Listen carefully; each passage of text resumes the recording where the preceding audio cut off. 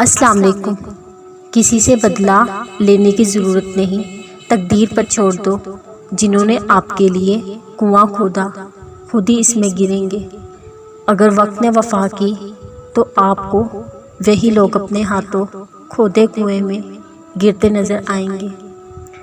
حکیم لقمان سے پوچھا گیا، موت سے زیادہ تکلیف کا کوئی لمحہ ہے؟ فرمایا، جب کوئی سفید پوش انسان انتہائی مجبور ہو کر کسی کے آگے ہاتھ پھیلائے، تب اس کے لیے وہ لمحہ موت سے زیادہ تکلیف دہ ہے۔ یا اللہ پاک ہم سب کو مخلوق کی محتاجی سے بچا، آمین۔ جو کوئی بھی اللہ اور اس کے رسول کی اطاعت کرے گا تو وہ قیامت کے دن ان ہستیوں کے ساتھ ہوگا جن پر اللہ نے اپنا خاص فضل فرمایا۔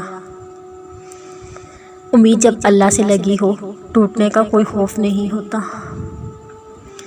مومن کی زندگی میں کاش نہیں ہوتا، صرف کن فیکون پر یقین ہوتا۔ جب بھی دعا مانگو اپنی اوقات دیکھ کر نہیں، بلکہ اپنے رب کی شان دیکھ کر مانگو۔ اللہ تمہاری دعاؤں کے جواب ان ذریعوں سے دیتا ہے جو تمہارے لیے بہتر ہوتے ہیں، ان ذریعوں سے نہیں جنہیں تم بہتر سمجھتے ہو۔ شام کی خاموشی میں سب سے زیادہ حسین آواز اذان کی لگتی ہے۔ معجزے دعاؤں سے ہیں اور تہجد کی دعائیں سب سے لاڈلی ہوتی ہیں۔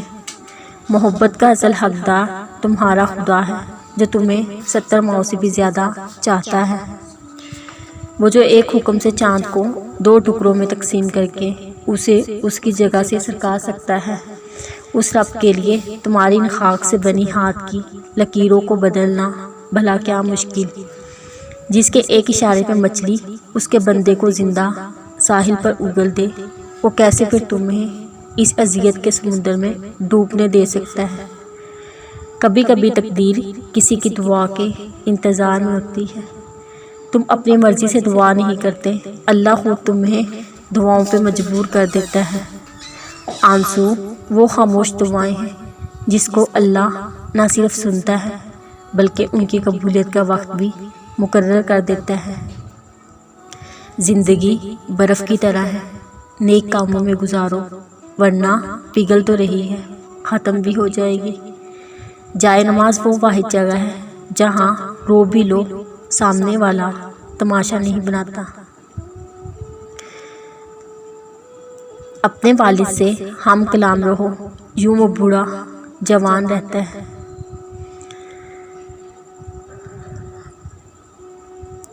جب ہم تمام فیصلے اللہ پر چھوڑ دیتے ہیں تو ان فیصلوں پر سکون ملنا شروع ہو جاتا ہے۔